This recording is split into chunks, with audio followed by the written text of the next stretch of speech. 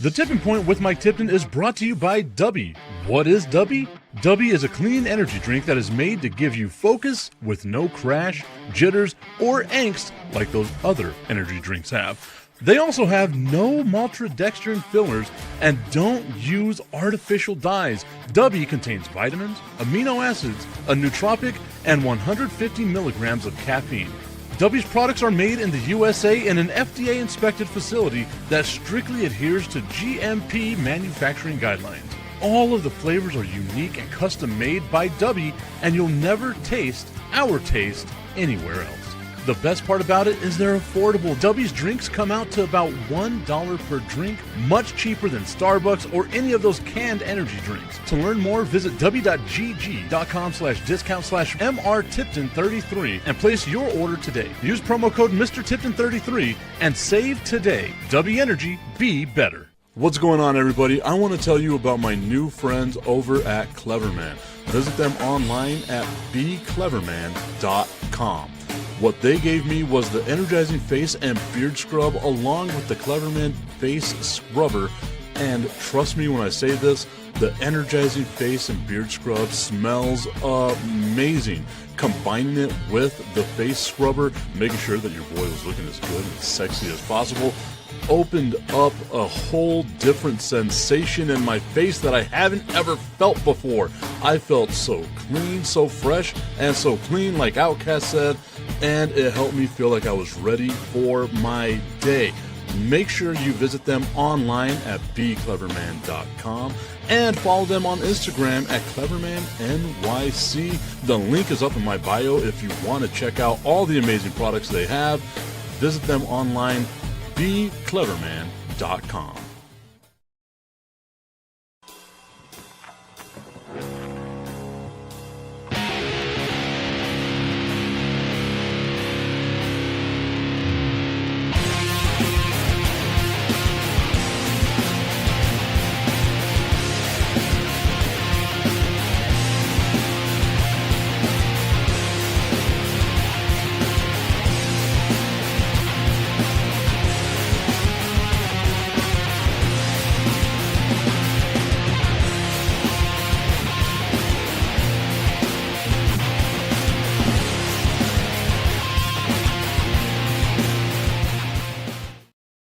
Happy Thursday morning, everybody. It is time for the Tipping Point with Mike Tipton, hanging out with you here. Hey, look, the internet didn't let us down today. Look at that. What a fun time. The internet not letting us down. Making sure that everything is working. Hey, everything is working perfectly. I want to give a shout out to my dude, Tommy Cananza, who tuned in. First comment of the day. You win love and adoration. That's what you win as you get the first comment of the day so far. A lot of stuff to talk about. Like I know that I have on the docket that we're going to be talking about the the NFC North. We're going to talk about the Carolina Panthers. Are they going to be able to repeat? Can Tampa Bay be better? A lot of issues going on in Tampa Bay. What about the Atlanta Falcons? Like, that's a tricky, good team that maybe people are looking at. And then can the Saints be a little bit better? But before we jump into that, I wanted to talk about Russell Westbrook retiring. And the reason why I want to talk about Russell Westbrook retiring is because where does he go down as one of the greatest of all time?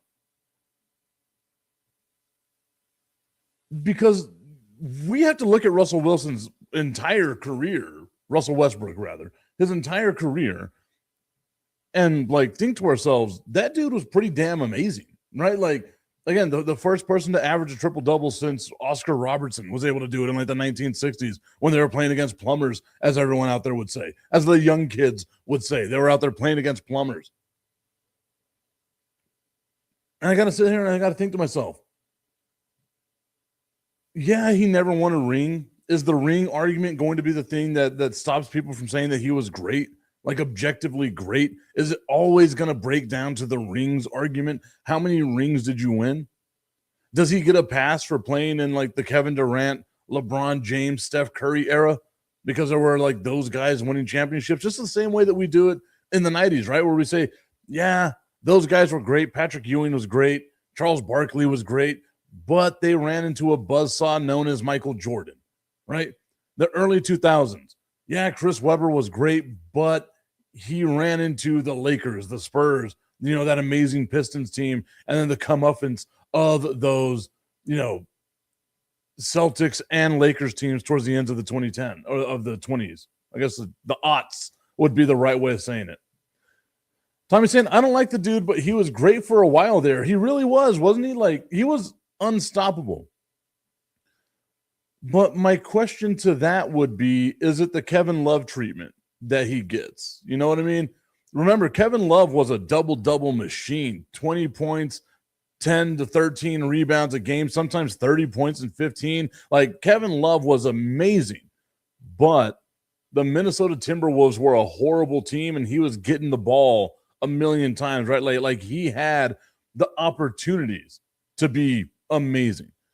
When Oklahoma City was only Russell Westbrook, they weren't a good team. They weren't ever looked at as a real genuine contender. Russell Westbrook was like, oh, okay, well, that guy's going to take over a game, gave us a bunch of amazing moments, right? Like, again, averaging a triple-double, and I want to say it was almost 3 straight seasons. I've got to, look into this. But the fact that his career, the individual numbers were that great, like that high of a peak. And I think what makes it seem a little odd, right, is that's a point guard doing all that stuff. What about, I guess what I'm trying to say is Russell Westbrook going out and getting the triple-double, doing all the stuff that he was doing, kind of makes Jokic's averaging a triple-double seem kind of just meh, right? Our guy Ray Jackson tuning in saying, good morning, boss. Hope all is well. Hope all is well with you also, my friend. You can check out what he's doing with the locally sourced El Paso podcast. He had Grizz and Iris from the Kiss FM show, the Kiss FM morning show, on with him this past week. Great stuff that you're doing out there, Ray. Keep it going, my dude. Trust me, as someone who does this stuff, I know how difficult it can be to keep it going. So keep going. Keep doing your thing. Augustine saying, oh, hey, look. There's graphics and everything today. I know. Look at that. Wow. Thank you, StreamYard. Thank you, StreamYard, for allowing me to actually do my show. It's fun. Ray saying that the new episode drops tomorrow, so check it out. Locally sourced El Paso. Check out the podcast, the show that he's got going on. I'm excited to see that episode dropping tomorrow. We are talking about right now, Augustine, Russell Westbrook, the impact, the legacy of Russell Westbrook. I know you, Augustine. You are one of those rings guys. You're all about your rings. How many championships did you win at the end of the day? We can put that aside and say there was a time where Russell Westbrook absolutely dominated the NBA. Again, it could be, and maybe I'm just playing, talking out of both sides of my mouth right now. It could only be because Minnesota was bad, right? Kevin Love was great. Oklahoma City was bad. Russell Westbrook, was great. Augustine saying, Russell Westbrook? Who? Great player? It's great because I can hear Augustine's voice saying that, which I'm sure is a nightmare for Tommy. Tommy hears Augustine's voice and just starts, going into the fetal position. And I don't blame him. I don't blame him at all.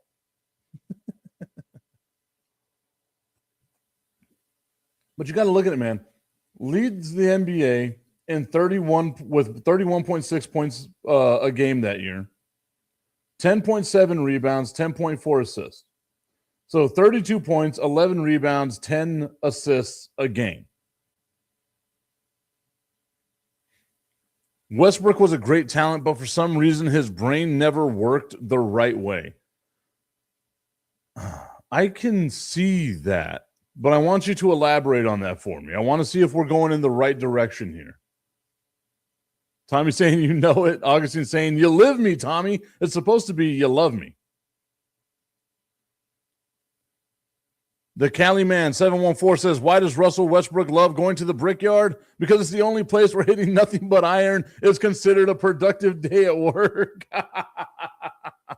That's a great joke. I was also going to make, I was hoping that you would make the joke of where Oklahoma City played was called Bricktown. And Russell Westbrook built Bricktown, brick by brick by brick. Or maybe I'm the only one that knows that much about Oklahoma City. My mom was an Okie, so I know way too much about Oklahoma City. Now, that was a good one. That was a good one, the Cali man. Thank you for tuning into the show. Hope, drop a follow. See, maybe you like what we're doing here. We're going to be talking sports most days. Most days, not all days, most days. Fire and Ice is back this weekend as well. Got to create a graphic for that. Fire and Ice back this weekend in the El Paso area. You want to come hang out with us over at Buffalo Wild Wings, 655 Sunland Park Drive. Go check us out while we are over there. We're going to have former UTEP basketball player, former Italian League basketball player, Omar Thomas joining us on the show as well. We're going to talk about what he's doing, no longer with my Socorro Bulldogs, but we're going to be talking about that. That's where all the El Paso stuff goes to. People ask me, Tip, why don't you talk about El Paso sports on the Tipping Point with Mike Tipton? How come you don't talk about the El Paso Chihuahuas? How come you don't talk about the El Paso Locomotive? And I say, because I have Fire and Ice for that. This show, broader audience, my guys. Got to be more than just El Paso, more than El Paso centric. I'm just saying Westbrook was always a great physical talent and basketball talent. But he, for some reason or another, made the wrong decision, both sports and personal. I don't know about the personal life. Maybe we can talk about that a little bit later. I don't know anything about Russell Westbrook's personal life, but I do know 100%. Making the right basketball decision was never his forte. I agree with you on that. Like everyone, the knock on LeBron James for so long was that LeBron always made the right basketball play. But then you have the selfish type, and I have no problem calling Russell Westbrook a selfish type of basketball player. You have him who consistently would put me over we. Right? Like that was the type of player that Russell Westbrook was. We can't win unless I'm out here doing it all. And just like in most workplaces, it doesn't work that way. And that's going to be the reason why I believe that Russell Westbrook is kind of looked at with a little bit of a side eye, right? Like, yeah, he was great, but, and then that caveat is going to go on forever. The Cali man saying, I'm watching your content from all the way from Orange, California. I got you, just subbed. Appreciate you, my dude. Nothing but love for you.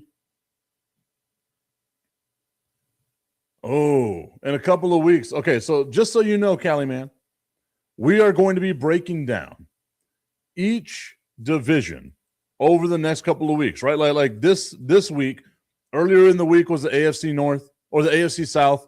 Our Jacksonville Jaguars, our second favorite team on this show, the Jacksonville Jaguars. We broke down the AFC South. Today, we're going to be breaking down the NFC South. Let's see how it goes, but we're going to be doing division by division over the next couple of weeks. Next week is going to be the AFC and NFC North. The week after that, the NFC and AFC West. So be sure to tune in for that. Maybe you can give it. I'm assuming since you're in Orange County, you got to have some kind of love for either the Rams or the Chargers, or maybe something that I learned. Apparently, LA loves the Dallas Cowboys, which I am not hating on. As you can see, all the stuff behind me, Dallas Cowboys centric over here. Tommy saying, look at you, Mike, your fame is going national. LOL. Tommy, do you forget on X, like half of my followers on X are from Cleveland for some strange reason. I love it. I absolutely love it. And on Instagram, I have no idea what the demographics on Instagram are. Go check all that out. Obviously saying it's not that Russell Westbrook was a basketball hogger. Westbrook just made bad decisions. It's good to take responsibility of the last shot or such. But throughout his career, he made bad decisions at the bad time. I mean, I understand what you're saying, like not so much of a ball hog, but he really was. Because you have to know who you are as a player, right? Russell Westbrook pulling up from three for a game winner, he might have hit a couple of those in his career, but how many of those did he take that was unnecessary? Where Russell Westbrook's strength was drive to the basket. At that point, when he was averaging a triple-double, the entire defense was going to get sucked in around him. Drive to the basket, dish out, and try to have somebody else make a basket for you. It's like they say, right? Like Jordan didn't become great until Jordan learned how to trust his teammates. And it's a shame to sit here and think that Russell Westbrook played 18 seasons in the NBA and never learned how to trust his teammates.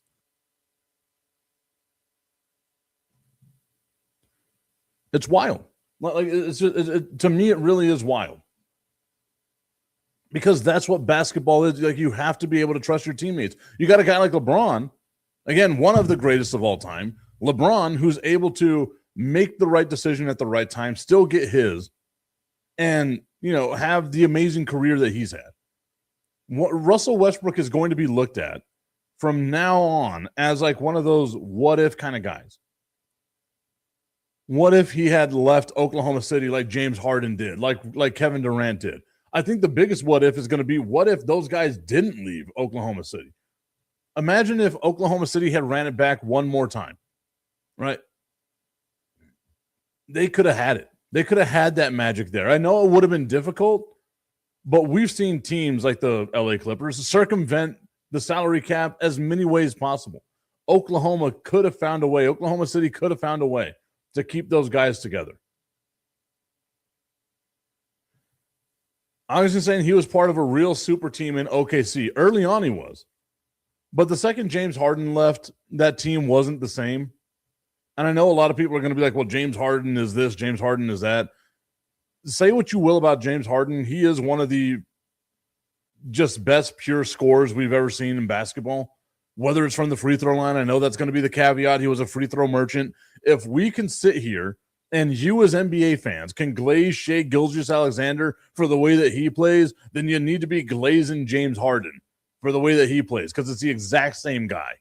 The exact same guy.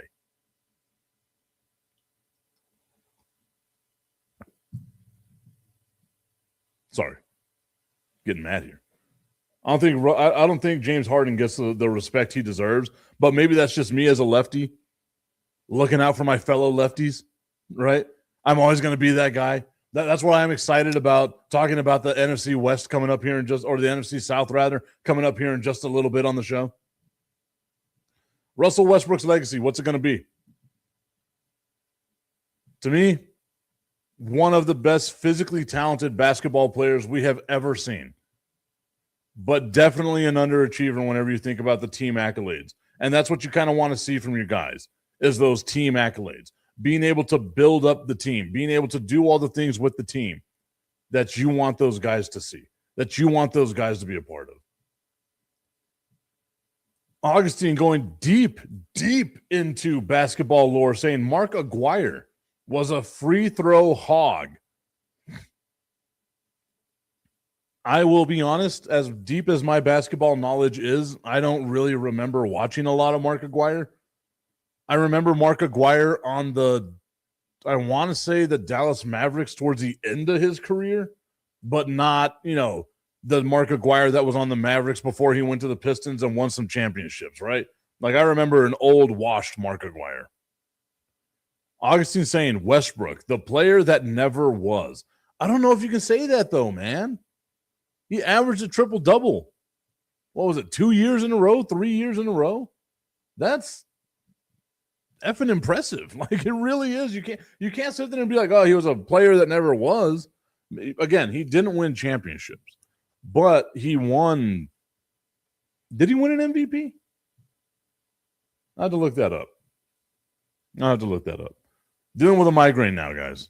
You know me and my migraines. Just the constant battle of me and migraines at all points in time. I was going to do something right now, but I realized not the right time. Tommy, look at me. I'm paying attention to what you got going on in your life. You got about 10 minutes. 10 minutes, Tommy, to get to where you got to be. Okay, so I want to talk, before we get into the NFC and all that, how much stock do we put into preseason?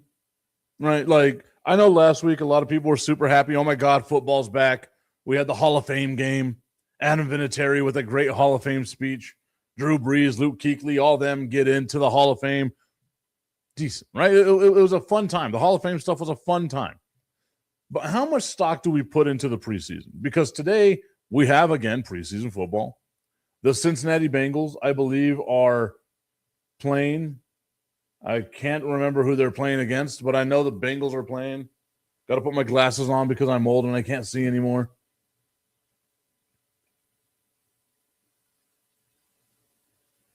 There we go. Cincinnati and Detroit. Later on today. Green Bay and Pittsburgh. Later on today. We got a lot of games today. Holy shit, I thought it was just one. Indiana at New England. The Chargers in Houston. Then Arizona and Las Vegas. Woof, who's going to be watching that game? Then San Francisco and Tennessee. Tommy's saying, yes, it is back. The NFL finally back. Our guy Tommy can be the happiest guy he's ever been. It's when the NFL comes back and the birth of his children. Those are the happiness scales for Tommy. And it's only because you only give birth once, right? Like you see that moment once, twice, maybe, it depends on how many kids you have, but a handful of times you see that. Every single year you get the NFL back. And no offense, children out there of the world, spouses, other people like that. I've been in love with the franchise that I love since I was a small child, right? I've been a Dallas Cowboys fan for as long as I can remember. Yes, it's painful. Yes, it's the dumbest thing that's ever happened in my life. But that is the longest term relationship that I have because I still don't speak to my parents very often. My mother died, 12 years ago? I don't speak to my siblings all that much, but the Dallas Cowboys have always been there. Thank you, Dallas Cowboys, because I know one thing for sure is you're going to let me down at the end of the year. And I'm happy with that. My barometer is that the Dallas Cowboys are going to let me down. And if they win, like if they're halfway decent, I'm a happy guy, right? Like I'm always playing with house money. I've seen my team win 3 championships. Yes, I'm old. I've seen my team win 3 championships. I'm good, right? How many people in their lifetime could say that their favorite NFL team has won 3 championships? Right? Not very many. Augustine could say 6 for him because he's a Patriots fan. But let's say you're a lifelong Detroit Lions fan. You've never seen a championship.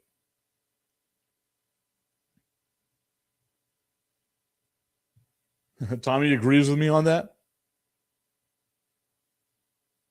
Tommy says, I watch every play of every game, preseason or not. I'm a football junkie, just in my veins. I pay attention to the whole roster from first string to the practice squad. There we go, man. I love it. I love it. That's what I love, man. I love it. Augustine saying, what a game yesterday. Champions League final winner versus Europa League winner. Paris Saint-Germain beats Unai Emery's Aston Villa with a great performance from Kvara. Is that the way that you say it? Like Guevara? Like Guevara almost, but like Kvara? Huh. I remember when I cared about soccer, Augustine.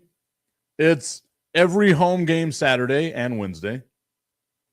And it's the couple of weeks that the World Cup was in the United States. Once again, like I said, when it's out of my time zone, when it's out of my ability to just watch it on my time, I don't care.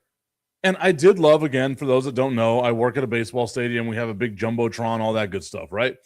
I did love putting the World Cup games on that big-ass Jumbotron and just having a good old time. Augustine asking, do you remember those championships? Of course I do, man. I was 8 years old whenever they won it. I guess 7 because it was in January, right? But in 1992, then 8 years old in 1993, then, no, I guess I'm trying to think of how this went. Because I was 11 the last time they won, so I had to have been 8, 9, 10, they didn't win it. 11, they did win it. So, yes, I do remember those championships. I actually have some really cool memories with that. Because again, in my entire family, the youngest of 11, I've got 60 plus nieces and nephews, all of that nonsense, right? Like that's how I grew up. Big ass family, no room. Big family, small house, no room, right?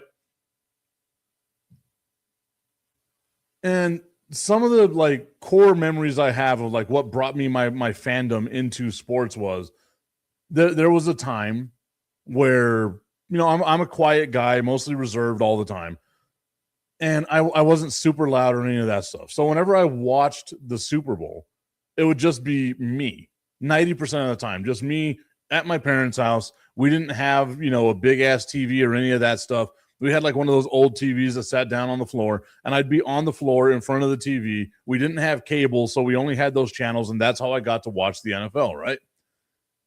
And I remember for the last Dallas Cowboys Super Bowl that they won back in 1996, I'm sitting on the floor in our, living room, and my mom made like a homemade bean dip for me. And she bought some chips. And whenever my mom bought like anything that was like name brand, it was a big occasion in my family, right? And she bought like the brand new Tostitos chips. And I was like, oh my God, like these are Tostitos. This is going to be the most amazing thing in the world. And like a homemade bean dip, right?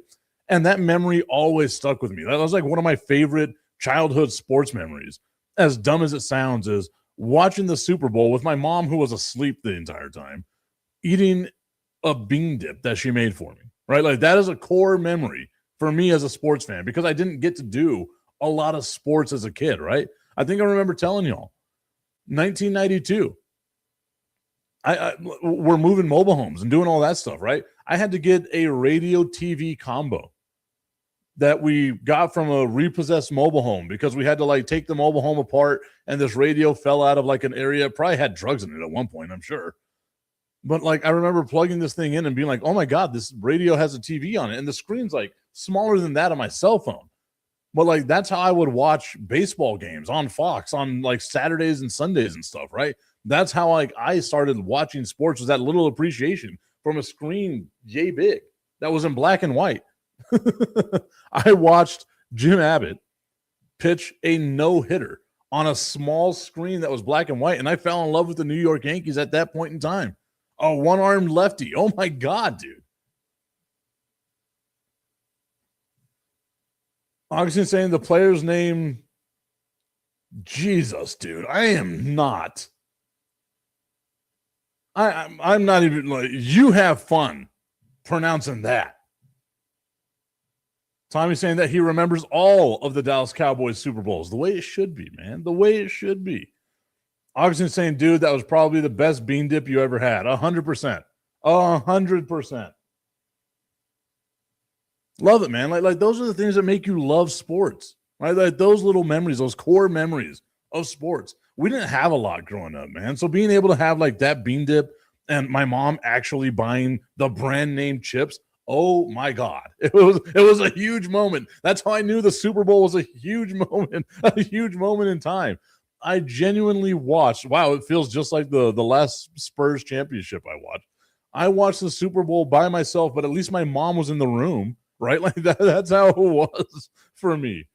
She was asleep on the couch, but at least she was in the room. Now, at least whenever I watched the Spurs win a championship, I was by myself in Alaska. There was a reason. There was an excuse for it, right? I was by myself in Alaska. That's also hilarious that you can sit there and say, yeah, I watched my favorite team win a championship when I lived in Alaska. What a wild life I've lived. Oh, man.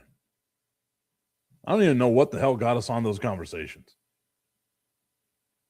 But yes, does anyone care about the preseason with the NFL? Tommy says he does. I was listening to ESPN a little bit earlier today, and they were talking about, the possibility that Joe Burrow could get hurt in this preseason game, because Joe Burrow is going to play a couple of snaps in this preseason game. And how dare you risk Joe Burrow getting hurt? And they were like, it means more if you get hurt in the regular season than if you get hurt in the preseason. And to me, I'm like, I don't think there's a good time or a bad time to get hurt. It just sucks that you got hurt, right? I don't know, though. But maybe people love the preseason because it's just the tip of the NFL season. I just want to put the tip in. It's time for Just a Tip. That would make me uncomfortable. Promise that it ain't too much, but just enough. Just a tip. Just a tip. Just the tip? Just the tip. It's time for Just the Tip.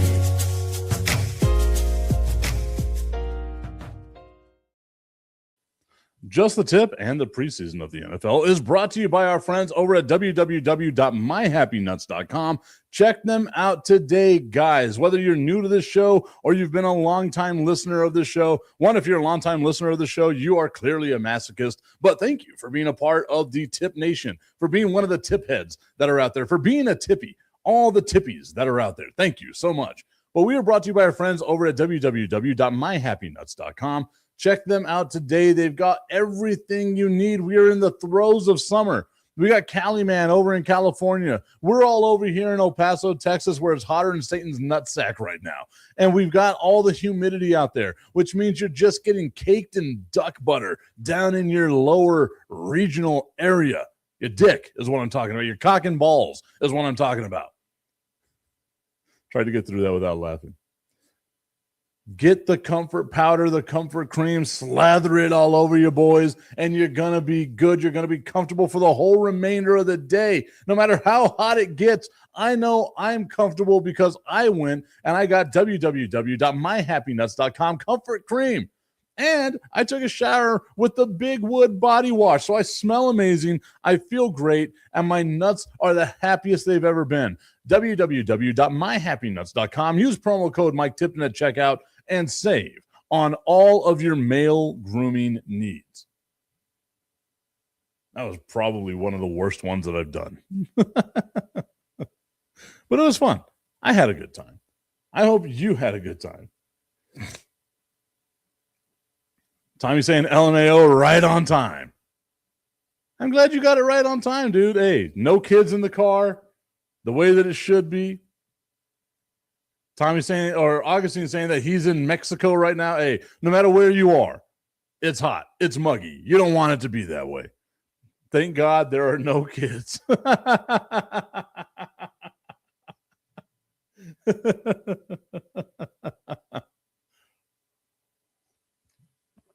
I thought about that, Tommy, as I got like halfway through what I was saying. I was like, holy shit, I hope he like dropped his kids off. I'm sure you could look, like you can go back and watch this. I looked down at the bottom of my computer screen to be like, okay, it's 8:31. I hope that kid is out of the car right now. All right. So just like we did on Monday, we are going to go over everything that happened in the NFC South this past season, right? You had three teams that finished 8-9. The Panthers, the Buccaneers, and the Atlanta Falcons. The NFC South to me is always one of these divisions that's hard to watch. Yes, it was fun. You got to love whenever a division is competitive like that.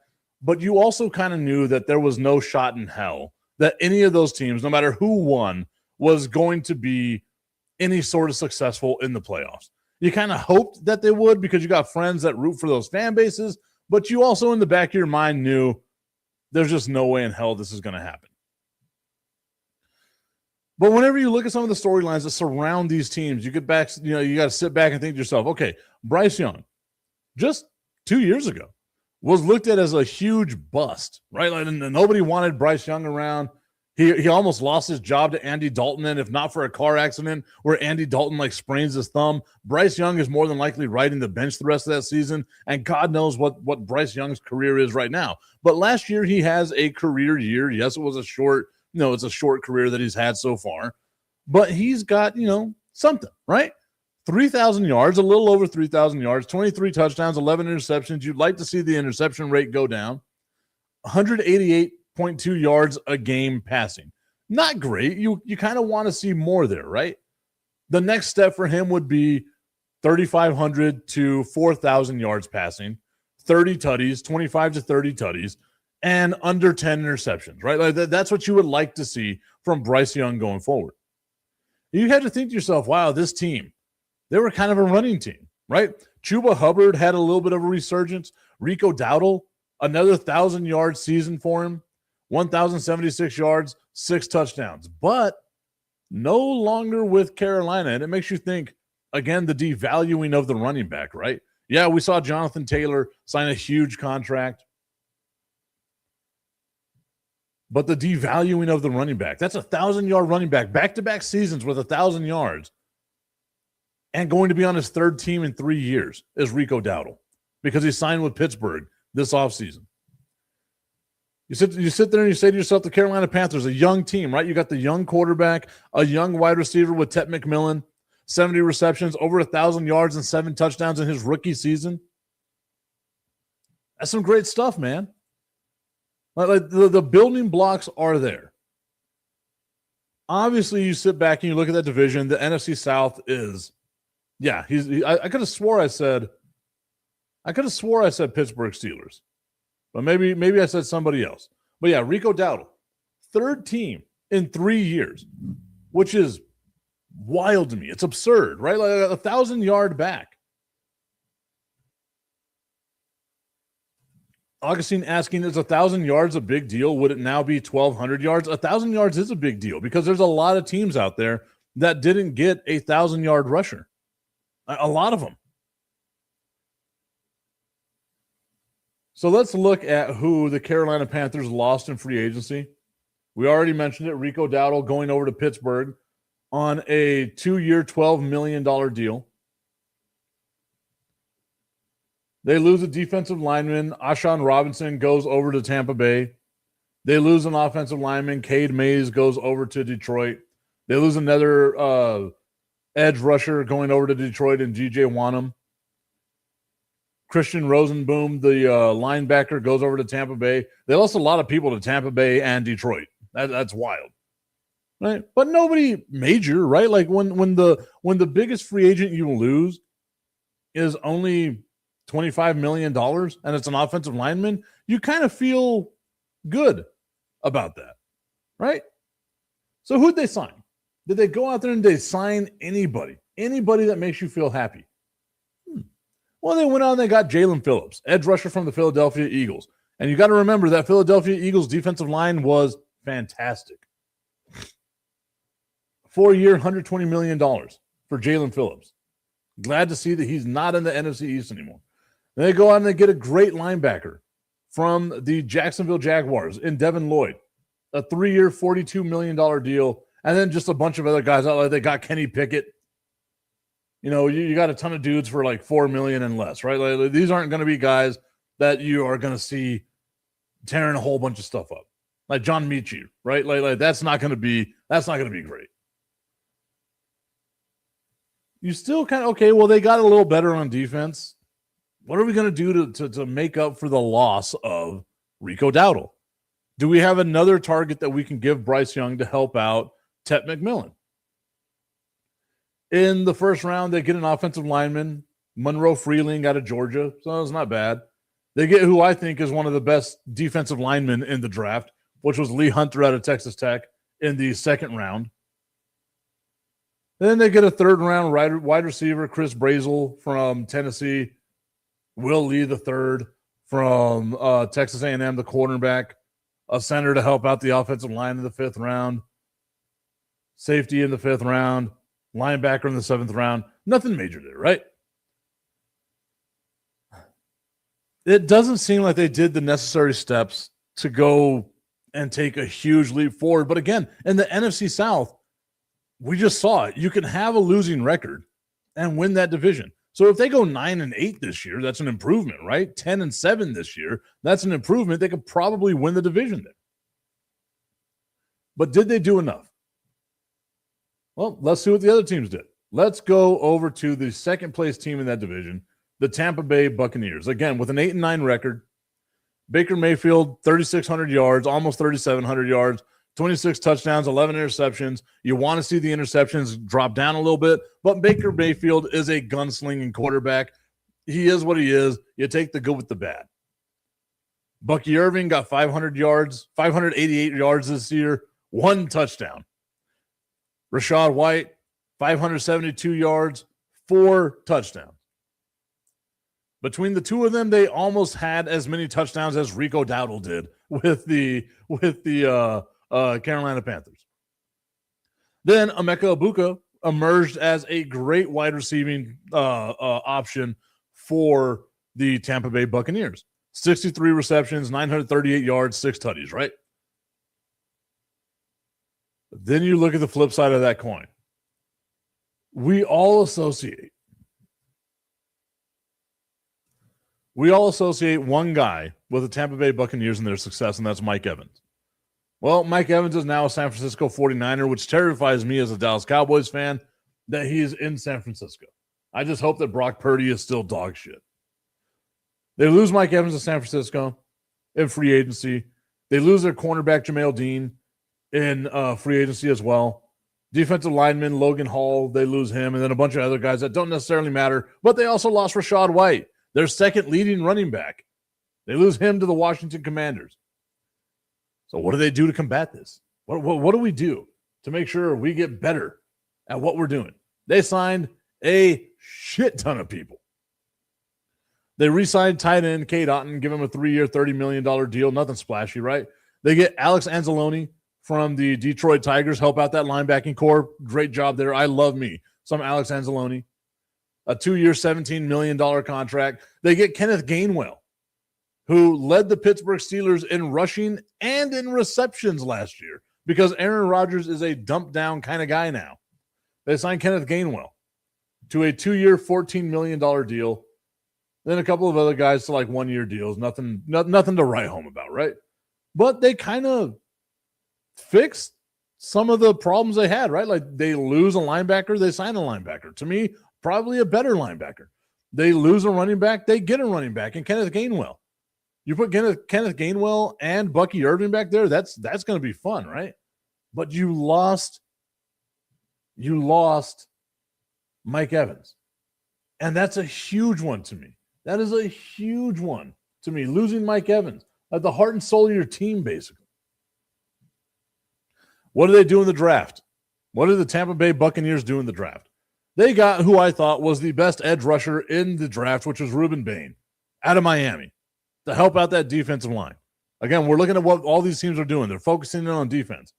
Anzalone and now Ruben Bain. And the second round, what do? They go out and they get a linebacker. Once again, focusing in on defense. They get Jeremiah Trotter out of Missouri. Then you get Ted Hurst III out of Georgia State in the third round as a wide receiving option. I guess maybe, right? Like you've got Emeka Egbuka. I believe you still have Chris Godwin. What is that lineup going to look like, right? You still got Baker Mayfield. And we all know if you're in a close game in the fourth quarter and Baker Mayfield's your guy, you got a chance. I'm a firm believer in that one. You've got a chance if Baker Mayfield's your guy. Keontae Scott, the cornerback out of Miami. Deontay Capehart out of Clemson. Billy Sherroth out of Notre Dame, an offensive lineman in the 5th round. And then Bauer Sharp, a tight end out of LSU. You got Cade Otton there. You should be all right. I agree with you here, Tommy.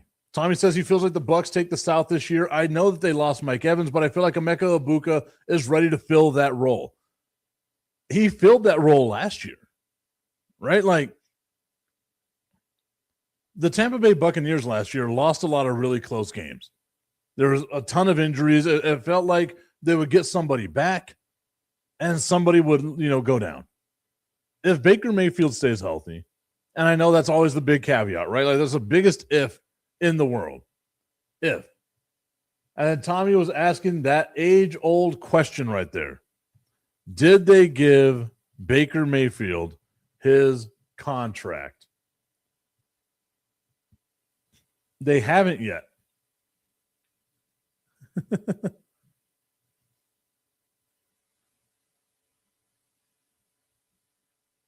Okay, Augustine said that he sent me the pronunciation of this guy's name, but I will try to say it, okay? Kvicha Kvaratskhelia. Kvaratskhelia. Maybe I'm close there. Tommy's saying Baker plays hurt. He's a dog. Oh, I know. And that's the thing that always pissed me off about some stuff, right? Like with the Cleveland Browns, whenever Cleveland got rid of him for Deshaun Watson, of all people.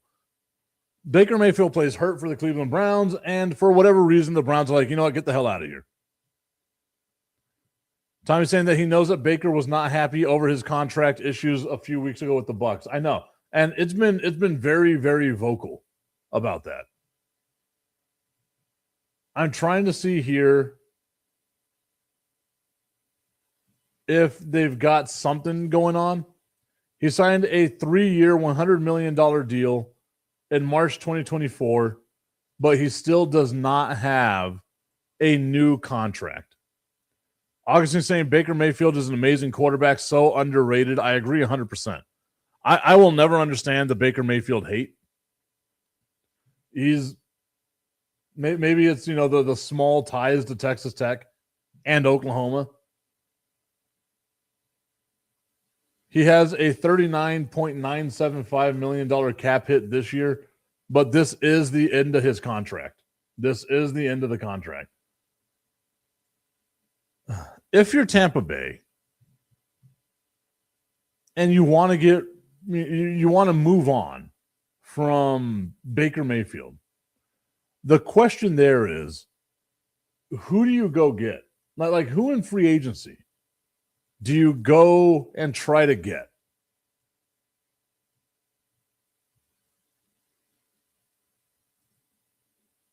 I'm going to look right now. We're going to see what happens in 2027. Who is going to be an available quarterback maybe in 2027? So these are the available quarterbacks coming up, barring anything crazy in 2027. Deshaun Watson, Baker Mayfield, Aaron Rodgers, Justin Fields, Jacoby Brissett, Anthony Richardson, Marcus Mariota, Davis Mills, Joe Flacco, Jared Stidham, Gardner Minshew, Mac Jones, Jameis Winston, Andy Dalton of all people, Mason Rudolph, Kenny Pickett, Geno Smith, Carson Wentz, Tyrod Taylor, Trey Lance, Sam Howell, Drew Lock, Will Levis, Nick Mullins, Sam Ellinger, Josh Johnson, Brandon Allen, Joshua Dobbs, Zach Wilson. I'm going over this list, hoping and praying that maybe, just maybe, there'll be a guy. Kyler Murray, maybe? Well, yeah. Out of that entire list of garbage, like now we're in the Aiden O'Connell, Sean Clifford, Sam Hartman area of things. Augustine saying if you're a Tampa Bay fan, you're an idiot. And goes on to say none of those quarterbacks that we mentioned, but Kenny Pickett needs a real chance. I think Kenny Pickett's okay. I don't think he's nearly as bad as a lot of other people were trying to make it seem that he is. Kenny Pickett's all right. He's not, not a world beater or anything of that nature. I think he's going to be one of those just career backups, right? And there's nothing wrong with that. He can be, Josh McCown. There's nothing wrong with that. I think that's more or less who he's going to be. But if you're Tampa Bay and you're going to walk away from Baker Mayfield, that's the free agent class. You're more than likely not going to be bad enough to have a top 10 pick to go out there and get one of the quarterbacks in the draft. And then if that's the case, do you really want to build that way, right? Like you got to assess where you are as a team.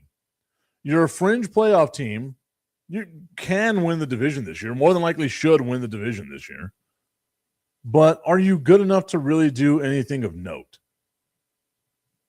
They're in that weird-ass purgatory area that everyone knows I hate. All right.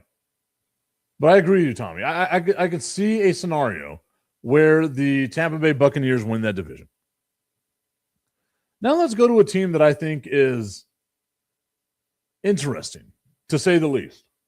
I genuinely do. Because I feel like they have the best overall talent whenever you look at the Atlanta Falcons. Went 8-9 last year. Third team in the division because of obviously the record and tiebreakers and all that non-stuff. Michael Penix Jr. comes in for Kirk Cobangs. Gets almost 2,000 yards. Gets 9 touchdowns, 3 interceptions, 220 yards a game. Okay, maybe nothing great to write home about, but it was half a season that he played, right? Bijan Robinson goes out there, gets 1,400, almost 1,500 yards, 9 tutties, 79 receptions, 820 yards, and 4 touchdowns. So a total of 13 touchdowns and 2,200 plus yards, almost 2,300 yards for Bijan Robinson. Then you finally had Kyle Pitts emerge with all the talent that we know he has. 928 yards, 5 tutties for him. Drake London, 919 yards, 7 tutties for him. You see the talent there with the Atlanta Falcons. You know that offense should be good. So maybe his offensive line wasn't great, right? Kirk Cousins probably shouldn't have been the guy to begin with. Michael Penix is there. A lefty, right? Like a lot of times we don't like left-handed quarterbacks for whatever reason. Being left-handed, I don't understand it. But you can see, okay, the building blocks are there. This is an 8-9 team, vastly underachieved. But you have Kyle Pitts, you have Drake London, you have Bijan Robinson. You just need a guy, right? Like just somebody there at quarterback. Maybe Michael Penix can be that option. So what do they do in free agency? What did the Atlanta Falcons do in free agency? They did a shit ton. They go out and they get Jahan Dotson, a wide receiver, probably not, huge name, whatever. They get Nick Folk, kicker. Probably helps them out because Younghoe Koo kept missing a ton of kicks last year, right? Lost a lot of games because the kicker was bad. They get Jawan Taylor, help out the offensive line. They go and they get Olamide Zaccheaus, which you guys know, I love me some Olamide Zaccheaus. Going to be able to take the top off. Right now you got options. Drake London's going to be your Keyshawn Johnson kind of guy, right? Possession, tutties, that's what Drake London is going to be, along with Kyle Pitts. They go and they get who I think is one of the most underrated tight ends in the NFL in Austin Hooper. They go out, they get Cam Thomas, an edge rusher. They're doing stuff, right? They're doing these things to try to help them out. A lot of help along the offensive and defensive line. They go out and they get Brian Robinson. So you got Bijan Robinson and Brian Robinson along the running back core there, helping out. They get Cooper Rush as another backup quarterback. Oh, and by the way, they also signed Tua Tagovailoa. I know a lot of people are going to give me some shit. They're going to raise an eyebrow, say, what are you talking about, Mike? I love this signing of them getting Tua Tagovailoa because it's so hard to get used to how the ball comes out of a left-handed quarterback's hands and then go to a right-handed quarterback. We've seen that happen a ton. So if you can have 2 lefty quarterbacks as your backup, even if Tua is the backup, at least it keeps some stuff there. And if I'm Tua, this is a much better situation than what I had in Miami. A much better situation than what I had in Miami. Maybe Tua pushes Penix, right? It should be interesting. Who did they lose? They lose a linebacker, Caden Ellis, 3-year deal to the New Orleans Saints. They lose Kirk Cousins to the Raiders. Oh no. Tyler Algier, which I thought was a decent running back, they lose him 2 years to the Cardinals, so that's the end of his career. But again, like no one really huge. It's not like a huge loss that they have for the Atlanta Falcons. What do we do in the draft with the Atlanta Falcons, you may be asking? Augustin says, tip for a professional athlete, left hand, right hand doesn't matter. Trust me, it does. Especially for your offensive linemen that are out there guarding the blind side of the quarterback. If it's a left-handed quarterback, your right tackle needs to be the guy, the main guy. So now if you switch that over and you get yourself a right-handed quarterback, your left tackle is the weaker of the offensive lineman. That's now the blind side of the quarterback, and that's going to be rushed more often, right? Like we've got to look at it from that aspect of it. And I assure you, the ball flies out at a different angle. It is huge. It is a huge deal. Maybe basketball, baseball, not so much, but in the NFL, it is a huge deal. That's why you don't see a lot of left-handed quarterbacks, if I'm not mistaken. there have been a grand total of 8 left-handed quarterbacks that started games in the NFL. 8. If you're telling me it doesn't matter, then there should have been a lot more. The Falcons didn't have a first-round pick, but they spent a second-round pick on Avion Terrell out of Clemson, which I think is a really good pickup for them. They go on, they get Zachariah Branch out of Georgia, Kendall Daniels out of Oklahoma State as a linebacker, Ontario Thompson, defensive tackle out of Washington State, Harold Parkins Jr., a linebacker out of LSU. Look at what they're focusing on is that defense. That defense. Real quick, let's look at what the New Orleans Saints had going on for them. 6-11, but they got some spark in them, dude. 6-11, right? But Tyler Shuck, was 5-4 as their starter. 6 wins, 11 losses, but 5 wins under Tyler Shuck. It's like he came in and rejuvenated them a little bit, right? Alvin Kamara, you could think, okay, yeah, he's at the end of his career, great career for Alvin Kamara, but it's just not there. Chris Olave, finally a healthy season for Chris Olave. Nothing, too amazing with the New Orleans Saints whenever it comes to the free agent signings and stuff like that. They get DeMario Davis. They get Alontae Taylor. They're helping out that defense. They get Foster Monroe. Like it's nothing great. Then you look at the draft that they had.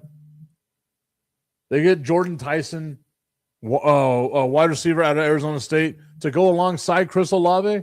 I like that pick. Helping out the defense with a second-round pick with Christian Miller. Great job, defensive tackle. You want to help stop the run, especially as you look at these teams that have a solid running game in the NFC South. Helping out the offensive line, getting Jeremiah Wright out of Auburn. Right? Like they did enough. They did enough. We look at the NFC South.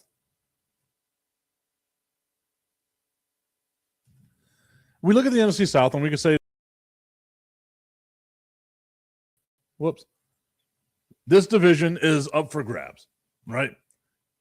You had all 4 teams within 2 games of each other. That's how close this division was last year. I can see Carolina taking a bit of a step back. I can see Tampa Bay taking a step forward. I can see Atlanta taking a step forward. And I can definitely see New Orleans taking a step forward. I'm going to take a flyer right now and say I believe the Atlanta Falcons are the best team in that division. Obviously, it's like saying you're the tallest little person, but at least you're the best team in a division. You make it to the playoffs. Anything can happen. More than likely not, but anything can happen. Figuratively, anything can happen. So I'm putting my faith loosely, like I have been over the last couple of years, in Drake London, in Kyle Pitts. I met Drake London at the NFL draft in 2022. Great dude. Great dude. I want to see them be successful. Plus, we're doing it out there for the lefties. Augustine is saying that left-handed people are weird. Yes, we are. And then Augustine also says, we can say that the NFC South stinks. Stinks a little bit. It really does. It really does stink a little bit. All right, what do y'all think? Who's winning that division? Who's winning the NFC South? Let me know. Obviously, it'll have to be at another time, but just let me know. Who do you think is going to be winning the NFC South? I think all the teams took a little bit of a step forward. All of them took a little bit of a step forward. But I can say, if there was a team that looks like they took a little bit of a step back, it's going to be the Carolina Panthers. Losing Rico Dowdle, to me, is huge.